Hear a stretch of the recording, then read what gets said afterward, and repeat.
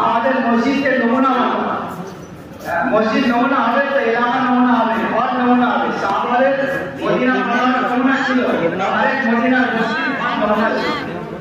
কোনো জামাজ আসতো তো মসজিদের থেকে তসিম হলে ঘরওয়ালা আরেক ঘর তৈরিছে, আর ঘর তৈরিছে। আমরা শুনেছি একটা বকরির মাথা 7টা ঘর ঘুরেছে। আপনি চিন্তা করে ভাবে দেখেন, কথাটা বলার সময় খুব সহজ, গভীরতাটা হবে। একটা বকরির মাথা যেখানে পোকা পেয়াসা অভাব, আর সেখানে বকরি এসছে খাসির গোশত, গরু গোশত হচ্ছে খাসির গোশত খুব কম হয়, লিমিটেড।